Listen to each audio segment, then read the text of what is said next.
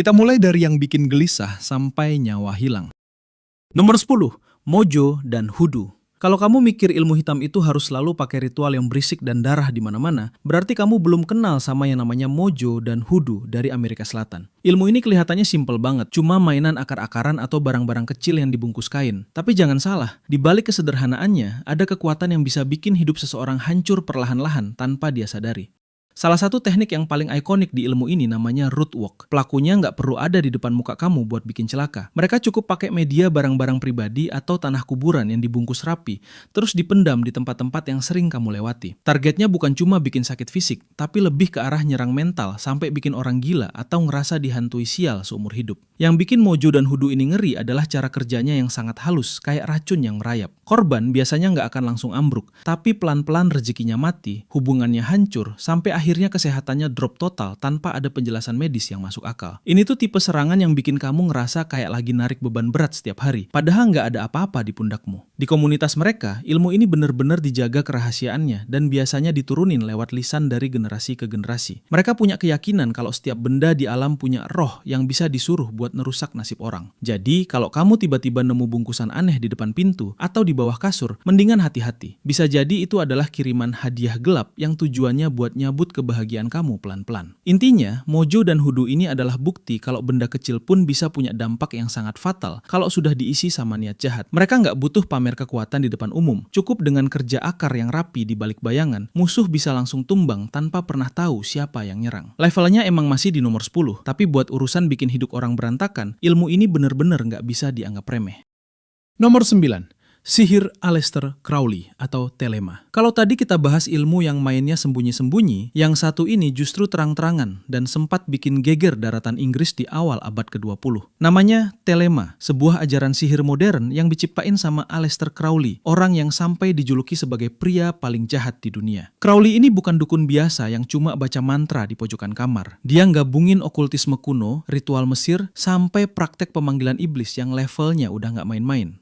Inti dari ajarannya adalah do what thou will atau lakuin apapun yang kamu mau. Kedengarannya kayak kebebasan kan? Tapi di baliknya ada ritual gelap yang gunanya buat nembus dimensi lain dan ngambil kekuatan dari entitas yang mereka sebut sebagai iblis. Yang bikin ilmu ini masuk kategori mematikan adalah ritual magic pakai huruf K di belakang, yang seringkali melibatkan pengorbanan, darah, sampai penggunaan zat-zat terlarang cuma buat membuka pintu komunikasi sama entitas gelap. Crowley percaya kalau manusia bisa punya kekuatan dewa kalau berhasil kerjasama sama entitas ini. Tapi masalahnya, orang-orang yang nyoba ngikutin jejaknya malah banyak yang berakhir tragis. Ada yang jadi gila, hilang ingatan, sampai mati misterius karena mental mereka nggak kuat nanggung energi gelap yang dipanggil. Ini bukan cuma soal nyantet orang biar sakit perut. Ilmu Aleister Crowley ini nyerang langsung ke inti jiwa dan kewarasan seseorang. Kalau kamu jadi targetnya, kamu nggak bakal cuma merasa sakit fisik, tapi kamu bakal merasa kayak kehilangan kontrol atas dirimu sendiri. Seolah-olah ada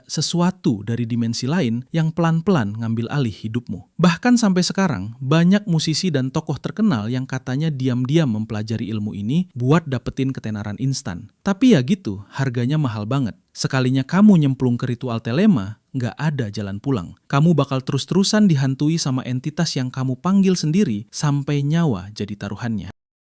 Nomor 8. Aghori. Sekarang kita geser ke India buat ngebahas sebuah sekte yang bener-bener ekstrim dan bikin siapapun yang denger namanya tuh pasti ngerasa ngeri sekaligus mual, yaitu Aghori. Mereka ini sebenarnya adalah para petapa, tapi jalan yang mereka ambil itu bener-bener jalur kiri yang sangat gelap, cuma buat dapetin kekuatan gaib yang nggak masuk akal. Lokasi utama mereka pun bukan di kuil-kuil yang indah, melainkan di tempat pembakaran mayat yang paling angker, di pinggiran sungai Gangga. Cara mereka dapetin kekuatan itu bener-bener di luar nalar manusia normal, karena mereka harus buang jauh-jauh rasa jijik dan takut dalam diri mereka. Ritualnya itu melibatkan meditasi di atas jenazah manusia yang belum dibakar, terus mereka juga ngolesin abu sisa pembakaran mayat ke seluruh tubuh sebagai simbol kalau mereka tuh udah deket banget sama kematian. Bahkan ada laporan ngeri kalau mereka sengaja makan sisa daging manusia yang gak habis terbakar, cuma buat ngebuktiin kalau mereka udah punya kendali penuh atas energi hidup dan mati. Dampak dari ilmu yang mereka punya ini fatal banget, karena mereka bisa ngirim energi kematian yang pekat banget ke arah targetnya. Korban yang kena serangan ilmu agori biasanya bakal ngerasa badannya tuh pelan-pelan layu dan kayak membusuk dari dalam, padahal nggak ada penyakit medis yang kelihatan sama sekali. Ini bukan cuma soal nyerang fisik doang, tapi lebih ke arah nyedot aura kehidupan korban sampai habis, dan bikin orang itu jadi kayak mayat hidup yang tinggal nunggu waktu buat masuk liang lahat. Kengerian paling besar dari kaum ini adalah prinsip mereka yang percaya kalau setiap sisa tubuh manusia punya kekuatan mistis yang bisa disuruh-suruh buat tujuan apapun, termasuk buat nancurin musuh. Mereka nggak butuh foto atau barang pribadi kamu, karena mereka cukup pakai mantra yang dibacain di tengah asap pembakaran mayat buat bikin nasib seseorang berakhir tragis. Di India sendiri nggak ada yang berani macem-macem sama kaum agori, karena sekali mereka kesel sama kamu, mereka bisa dengan gampang nyabut kenyamanan hidup kamu lewat ritual gelap mereka itu. Nomor 7, nekromansi. Bayangin, sebuah praktek terlarang yang sengaja ngusik ketenangan orang yang udah di liang lahat cuma buat dijadiin alat pembunuh. Inilah nekromansi, salah satu ilmu hitam paling tua dalam sejarah peradaban yang fokus utamanya adalah memanipulasi energi kematian. Di daratan Eropa zaman dulu, siapapun yang berani nyentuh ilmu ini bakal dianggap sebagai musuh masyarakat karena mereka dianggap udah bersekutu sama kekuatan iblis buat narik kembali roh dari alam baka. Ritualnya sendiri benar-benar jauh dari kata manusiawi, karena pelakunya seringkali butuh potongan tubuh jenazah atau harus diem di atas makam yang masih baru buat nyari sisa-sisa energi kehidupan. Mereka percaya kalau roh orang yang mati penasaran atau mati tragis punya dendam yang luar biasa besar, dan energi itulah yang mereka ikat buat dikirim ke orang hidup.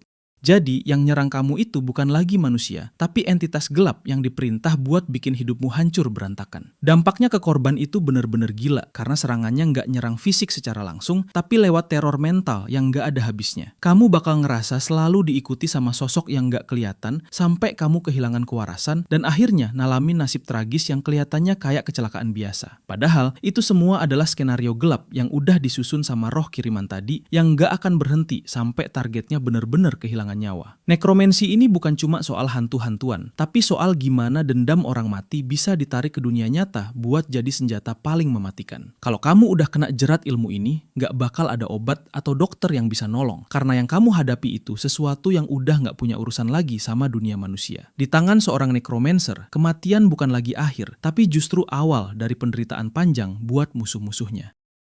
Nomor 6.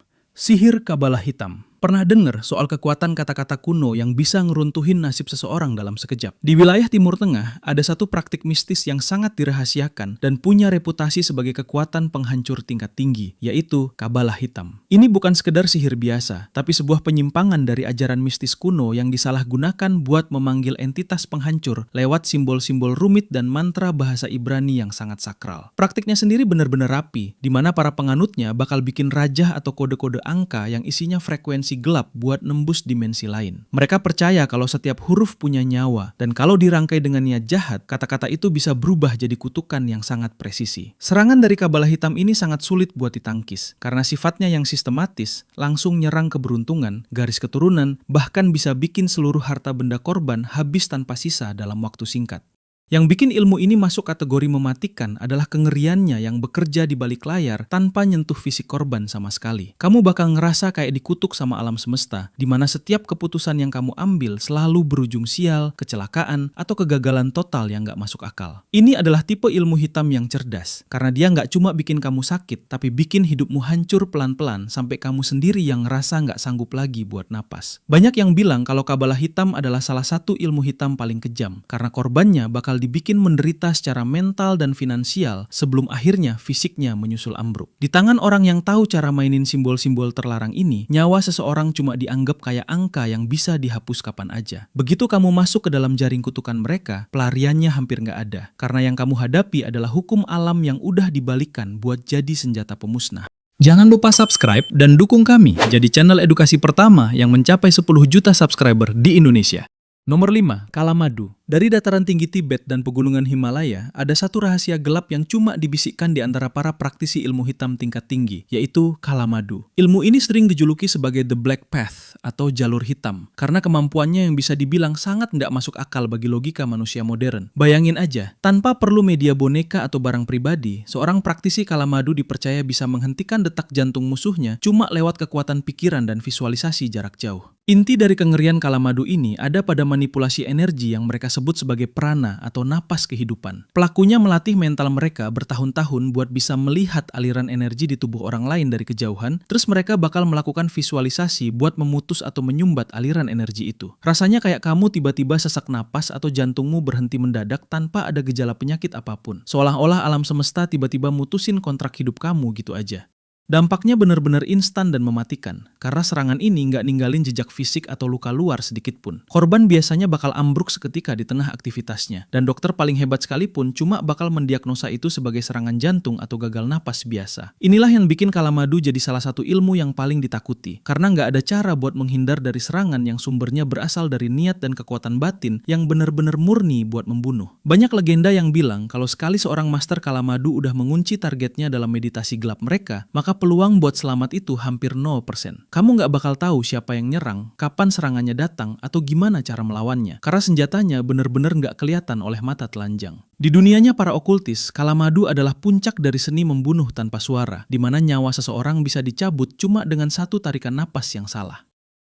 Nomor 4, Brujeria de Sangre. Di Meksiko ada praktik yang jauh lebih brutal daripada sekedar mantra, yaitu Brujeria de Sangre atau sihir darah. Ini bukan klinik biasa, melainkan perjanjian gelap yang melibatkan nyawa sebagai taruhannya kepada entitas maut seperti Santa Muerte. Kekuatannya dipercaya bisa langsung mencabut nyawa musuh secara instan bagi siapapun yang berani mengusik para pemujanya. Sesuai namanya, ilmu ini butuh tumpahan darah sebagai bahan bakar utama ritualnya agar kutukan bisa berjalan. Pelakunya percaya kalau darah adalah mata uang paling berharga di dunia gaib untuk membayar jasa entitas gelap. Ritual ini biasanya mengikat jiwa target ke dalam sebuah kontrak mati yang sangat sulit dibatalkan, kecuali si pelaku sendiri yang mengakhirinya. Korban yang terkena sihir ini biasanya mengalami serangkaian kecelakaan tragis atau pendarahan hebat tanpa sebab yang jelas. Rasanya seperti nyawa kamu sedang ditagih setiap detik oleh bayangan yang nggak kelihatan. Ini adalah level ilmu hitam yang nggak punya rasa kasihan, karena targetnya memang didesain untuk berakhir di liang lahat sebagai bayaran kontrak. Suasana ritualnya pun benar-benar mencekam. Biasanya dilakukan di altar gelap yang penuh dengan simbol kematian dan lilin hitam. Para praktisinya rela menyerahkan sisi kemanusiaan mereka demi memuaskan dendam melalui bantuan sang malaikat maut. Di Amerika Latin, orang-orang bakal langsung pucat kalau mendengar ada yang terlibat dalam sihir darah ini, karena risikonya yang sangat fatal. Kengerian utama dari ilmu ini adalah sifat kontraknya yang permanen dan menyerang langsung ke alam bawah sadar si korban. Sekali nama kamu tertulis dalam perjanjian darah itu, maut akan terus membayangi kemanapun kamu pergi. Brujeria de Sangre tetap jadi salah satu ilmu hitam paling ditakuti karena ketegasannya dalam mengambil nyawa sebagai upeti bagi kekuatan gelap. Nomor 3, Dukun Suanggi. Masuk ke posisi 3 besar, kita punya legenda paling mematikan dari tanah Papua, yaitu Suanggi. Ini bukan cuma soal santet biasa, tapi perwujudan ilmu hitam murni yang sangat mendarah daging di pedalaman. Di sana, nama Suanggi itu bukan cuma jadi bahan obrolan, tapi jadi ketakutan nyata yang bisa bikin satu desa langsung sunyi senyap kalau dengar ada tanda-tanda kehadirannya. Cara kerja Suanggi ini benar-benar liar, karena pelakunya konon bisa berubah wujud jadi sosok bayangan atau hewan buat nyerang korbannya secara langsung.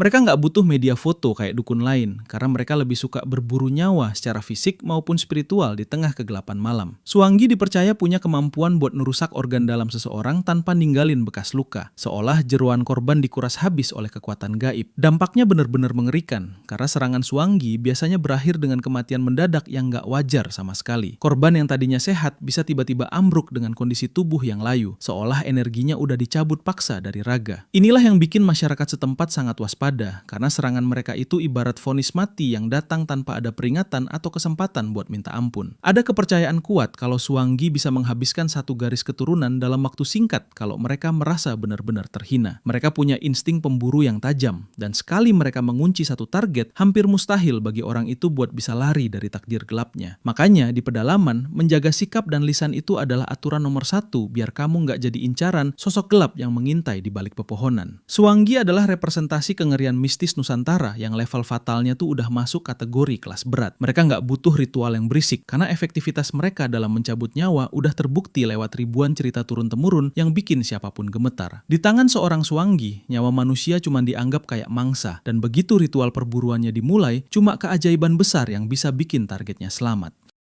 Nomor 2, Santet. Di posisi kedua, ada satu nama yang pasti udah akrab banget di telinga kita, tapi kengeriannya tetap bikin nyali ciut, yaitu santet. Ilmu ini tuh ibarat senjata pemusnah massal di dunia klinik Indonesia, karena cara mainnya yang sangat sistematis dan melibatkan berbagai media perantara yang nggak masuk akal. Mulai dari paku, kawat, sampai silet, semuanya bisa dikirim secara gaib buat masuk ke dalam tubuh targetnya tanpa ninggalin luka sayatan sedikit pun di kulit. Cara kerjanya benar-benar rapi, dan biasanya melibatkan bantuan makhluk halus yang emang udah disewa sama si dukun buat nyelakain orang. Si pelaku butuh media yang punya ikatan energi sama korban, kayak potongan rambut, kuku, atau foto buat jadi koordinat supaya serangannya nggak salah sasaran. Begitu ritualnya dimulai di tengah malam yang sunyi, benda-benda tajam atau energi negatif itu bakal ditembakkan menembus dimensi fisik dan langsung bersarang di organ vital si korban. Efek yang dirasain sama korban biasanya benar-benar menyiksa, karena mereka bakal ngerasa sakit yang luar biasa hebat tapi nggak pernah bisa terdeteksi oleh alat medis apapun.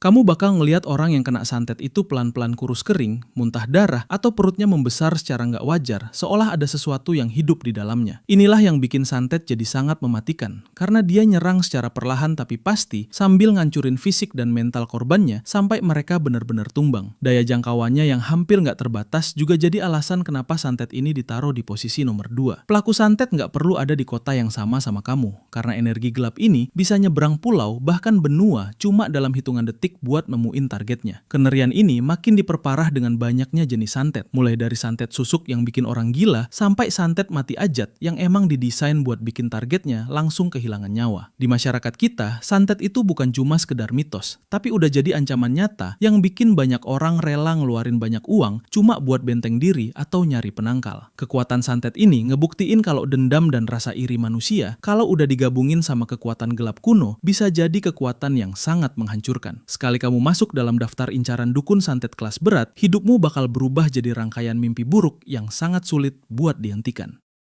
Nomor 1.